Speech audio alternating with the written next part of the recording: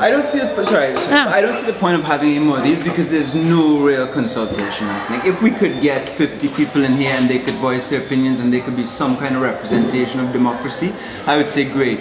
But right now, people don't know enough to consultate with you guys, right? People have to know before they can give their feedback. That's how I feel about it. Well, the efforts have been made, and I agree with you that in terms of the public education, we can, from the ministry standpoint, we can try to work up more of that. We have some already planned. Well, for our part, we're working to do what we can as groups that are concerned about this sort of process happening in the country. Right. So we're doing our best. Yeah. But you know, wherever you can garner, I mean, we are in a democracy and we would like to see democratic processes at work. And when people don't know about something and a law is passed concerning it, isn't obviously not democratic. I don't think we are in agreement with you there. Disagreement. You're not in disagreement. We are in agreement. Right. That a lot more needs to be done to make sure that the message is taken out there and people have some knowledge, because if they don't have the information, they cannot make an informed decision. Exactly. That's the problem. People respond to the information that is put out there, because you can put information out there, they glance through the information, and they don't show the truth. So, from the communication standpoint, it should be put in a way that at least it arouses the awareness of people sufficiently that they can respond to invitations such as these and so forth.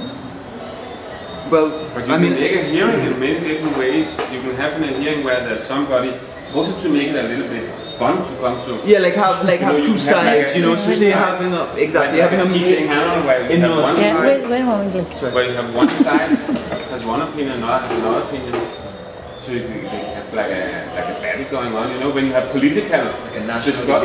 Yeah. So there's coming a little action in it, like when you have political campaigns, you have that's at least how we do it in our country. You have like one from this party, one from this party. There's one thing which are discussed, and then you come in with arguments, for and against,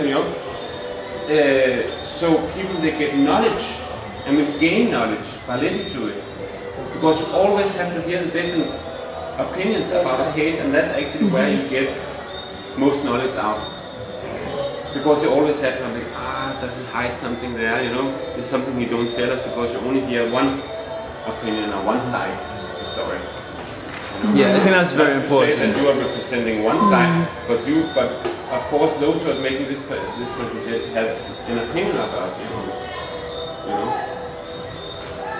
And yeah, who made the presentation? Pardon? Who made the presentation? Made? What is it made? made. Who made it? Who put it together, your presentation? Mine? Yeah, I did. Oh, you did? Yes. Okay. I noticed a couple changes to the last one.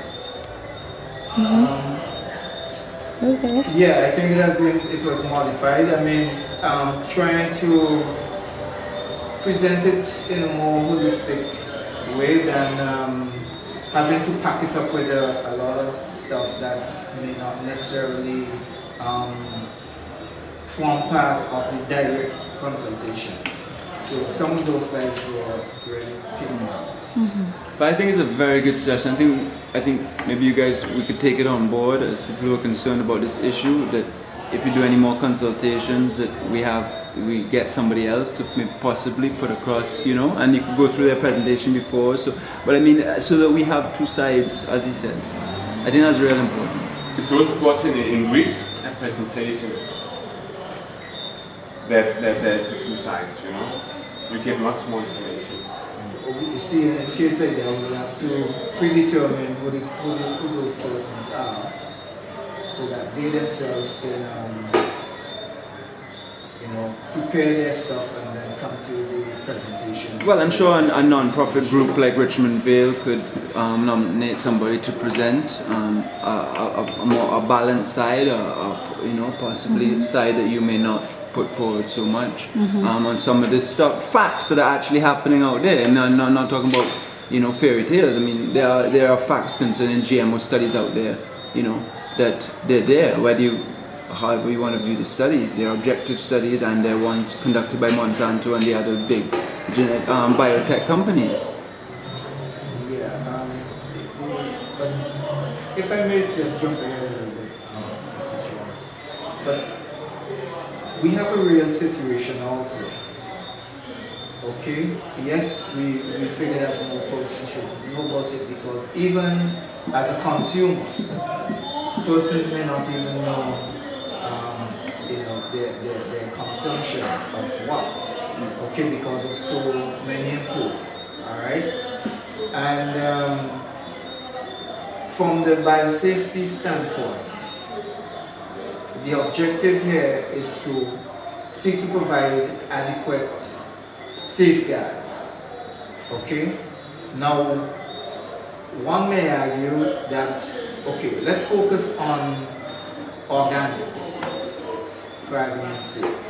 But given the trend of agricultural production, how do you see that organics now become the catalyst so that at least the level of imports and the awareness towards the consumption of possible genetically modified foods can be pretty much diminished? Well, this is how I view it, right? That conventional agriculture, what the genetically modified organisms and so forth are based on, we call that the so-called green revolution, right?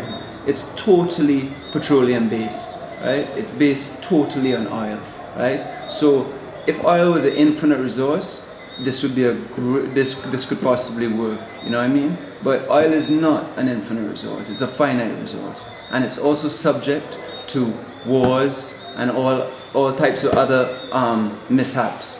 Correct? Climate change. So the price of oil is directly related to the price of agriculture and therefore the price of food. Now that's fact, right? From this making of the seeds, the harvesting, the distribution, right? Everything is oil. Totally, fertilizers, chemicals, everything is oil. It's the oil we eat, right? So if you think that we can base a sustainable culture on oil, right, which is a finite resource and which the world fights over all the time, then I say that, I think it's not so. It can't happen. We have to find other ways of basing a sustainable culture. It's not going to be on oil, and it's not going to be a genetically modified organism. I can assure you that. So no, I definitely do think that small organic agriculture is one of the only ways real sustainable agriculture is only one of the few ways to feed the earth.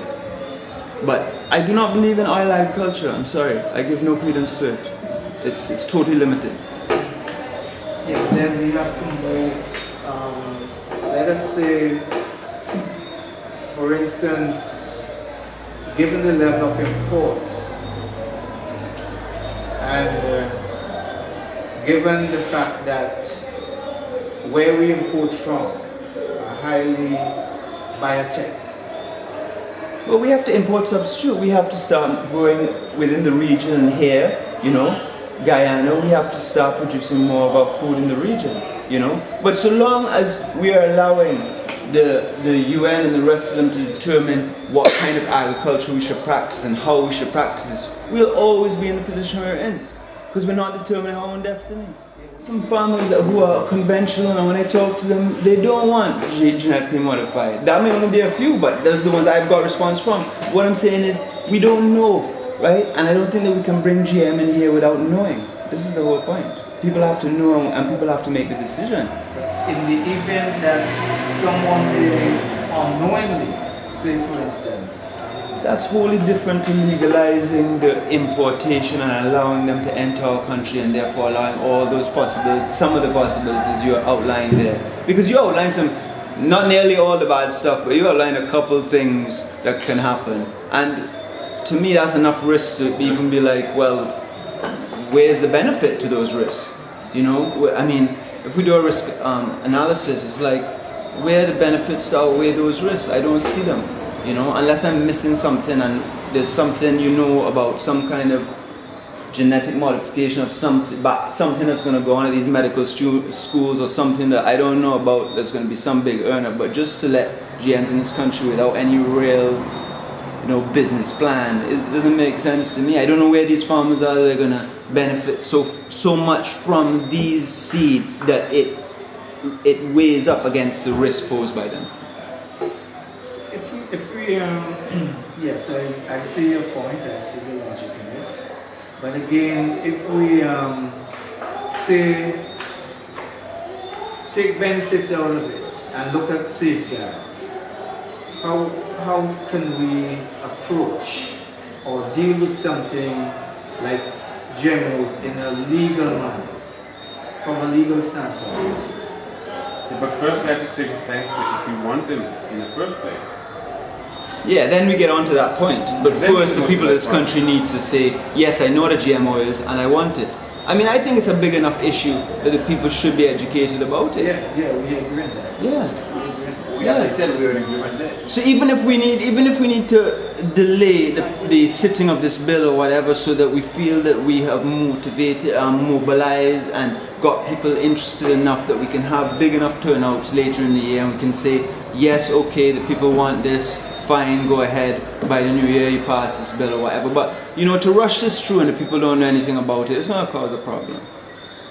You know, and I don't think necessarily this government wants to do that in this next year here. You know.